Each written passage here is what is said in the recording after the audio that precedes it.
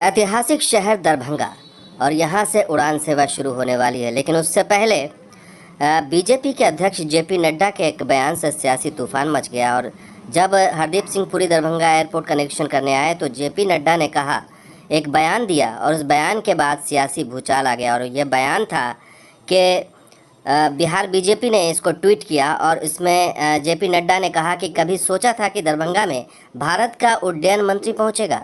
तो इसमें आगे लिखा कि इस बात को समझिए, ये उंगली बहुत मायने रखती है। जब कमल पर ये दबती है तो देश का उड्डयन मंत्री दरभंगा पहुंचता है। इधर उधर दब गई तो कोई नहीं पूछेगा। यानी दरभंगा को उन्होंने जो है वो गैरत को ललकारा एक तरह से, और इस तरह से सोशल मीडिया में कोहराम मच गया। सोशल मीडिया में लोगों ने पूछना शुरू कर दिया कि पता होना चाहिए कि भारत के प्रथम राष्ट्रपति और प्रधानमंत्री भी दरभंगा हवाई जहाज़ से यात्रा कर चुके हैं। और फिर चीन से युद्ध के समय दरभंगा महाराज ने इंडियन एयरफोर्स को हवाई अड्डा दे दिया था, इसलिए माफ़ी की मांग जेपी नड्डा से होने लगी। यानी कि ये चुनौती थी और दरभंगा के लोग जो है इसको अपने ऊपर गैरत के ऊपर लेकर के उन्होंने कुछ और लोग बोलने लगे कि भारत का उड्डयन मंत्री के आने से दरभंगा क्या पवित्र हो गया जो पहले नहीं था। तो कांग्रेस नेता प्रेमचंद्र मिश्रा ने कहा कि ये घटिया बयान है, इतिहास का ज्ञान नहीं है उन्हें। तो ये सवाल उठने लगे और तमाम सोशल मीडिया में इस तरह के ट्वीट आने लगे कि नरेश बाल्यान एमएलए उन्होंने लिखा कि कोई बताए इन्हें कि आज़ादी से पहले एयरपोर्ट और अपना प्लेन था दरभंगा का। दरभंगा महाराज कामेश्वर सिंह ने भारत के प्रधानमंत्री और राष्ट्रपति को मदद दी थी। भारत की सेना के लिए सदैव खड़ा था दरभंगा महाराज का प्लेन। इस तरह से उन्होंने ये ट्वीट करके ये बताया और लिखा कि बिहार के लोगों के आत्मसम्मान से मत खेलिए नड्डा जी। तो आत्मसम्मान से जोड़ करके और इतिहास पढ़ने की नसीहत देने लगे। तो हमने भी सोचा कि आखिर दरभंगा एयरपोर्ट का इतिहास क्या है ये जाना जाए। और जो महाराज कामेश्वर सिंह की बात हो रही है, क्या उनके पास वाकई विमान था? हमने इतिहास को खंगालना शुरू किया और दरभंगा के इतिहास को जब हमने खंगाला और देखा तो पता बहुत सारी ऐसी बातें सामने आई जो शायद आपको भी पता नहीं होगी। और किस तरह से दरभंगा महाराज के विमान से हमें यह पता लगा कि प्रथम राष्ट्रपति डॉक्टर राजेंद्र प्रसाद भी जो है उन्होंने भी यात्रा की थी और उन्होंने उसका शुक्रिया अदा किया था। और इसकी हमने जब पड़ताल की तो कुछ ऐसी तस्वीरें आई जहाँ दरभंगा एयरपोर्ट की थी और विमान उतरता था। ये आज़ादी से पहले यहाँ पर से ही यहाँ पर एयरपोर्ट था।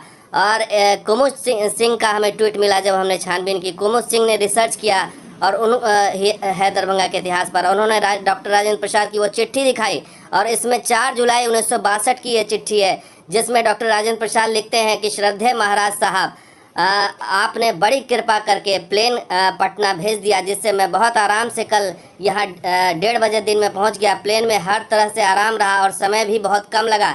इससे के लिए बहुत बहुत धन्यवाद स्वीकार करें। और ये तस्वीर भी देखिए, इसमें महाराज कामेश्वर सिंह नज़र आ रहे हैं, डॉक्टर राजेंद्र प्रसाद नज़र आ रहे हैं। तस्वीर आर्काइव से निकाली गई तस्वीर इसमें से देखिए, दरभंगा महाराज जो है कामेश्वर सिंह उनका स्वागत कर रहे हैं। और इस तरीके से ये आदान प्रदान हो रहा है और इससे पता चल रहा है कि दरभंगा एयरपोर्ट का इतिहास कोई अभी का नहीं है या उड्डयन मंत्री यहाँ पहुँचे हैं तो कोई नया नहीं है, बल्कि इसका बहुत ही ऐतिहासिक महत्व है। और बहुत आज़ादी से पहले जो है से दरभंगा एयरपोर्ट का वजूद है, अस्तित्व है और यहाँ से उड़ान हुआ करती थी। और वो भी हमें जांच में पता चला कि कामेश्वर सिंह या उसके बाद जो है कई सालों तक यहाँ उनकी कंपनी से यहाँ उड़ान होती रही। और करीब 9 जो है वो इनके पास प्लेन थे, 9 प्लेन।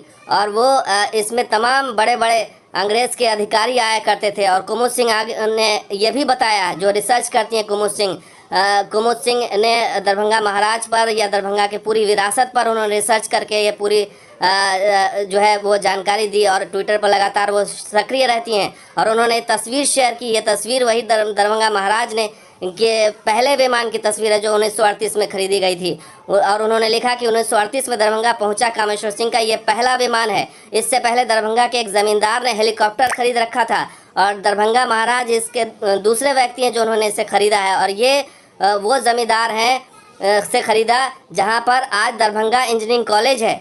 और इस तरीके से उन्होंने ये रिसर्च में बताया कि ये तस्वीर उसी हेलीकॉप्टर की या उसी विमान की है जो उस समय खरीदा गया। और साथ के साथ ये तस्वीर भी हमें मिली तमाम सोशल मीडिया में कि ब्रिटिश वायसराय तक जो है वो दरभंगा एयरपोर्ट पर आ चुके हैं। ये देखिए, ये तस्वीर है लॉर्ड वॉवेल की, जो दरभंगा एयरपोर्ट पर नज़र आ रहे हैं। 1936 की ये तस्वीर है और खुद कामेश्वर सिंह, महाराज कामेश्वर सिंह वहाँ पर उनकी अगवानी कर रहे हैं। तो ये आज़ादी से पहले का इतिहास है दरभंगा एयरपोर्ट का, कोई नया नहीं है। इसलिए दरभंगा आना उड्डयन मंत्री जी का सौभाग्य है, दरभंगा का नहीं है, उड्डयन मंत्री जी का सौभाग्य। और आगे एक सोशल मीडिया पर ये भी सामने आया और पता चला कि दरभंगा एविएशन नाम की कंपनी थी महाराज कामेश्वर सिंह की, और जो 1950 में इन्होंने बनाई थी और 1962 तक, यानी करीब 12 साल तक ये कंपनी रही। और 1962 याद रखिएगा, चीनी जंग हुआ था, उसमें हैंड ओवर कर दिया गया था।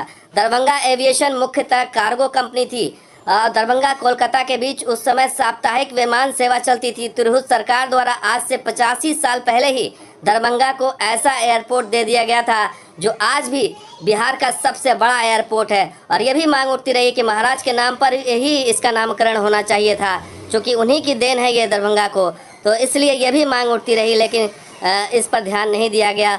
खैर, इसके लिए कोई वो बड़ी बात नहीं है, लेकिन बड़ी बात यह है कि महाराज कामेश्वर सिंह ने दरभंगा को जो अमूल्य तोहफा दिया, आज उसी का परिणाम है कि दरभंगा एयरपोर्ट फंक्शनल होने जा रहा है। और विष्णु के झा हैं जो वरिष्ठ पत्रकार हैं, वो लिखते हैं कि ये सच है कि दरभंगा महाराज के पास अपनी विमान सेवा थी, और बताते हैं कि दरभंगा से रोज़ विमान से मिथिला के मछली को कलकत्ता भेजा जाता था उस वक्त, और कार्गो विमान था उस समय।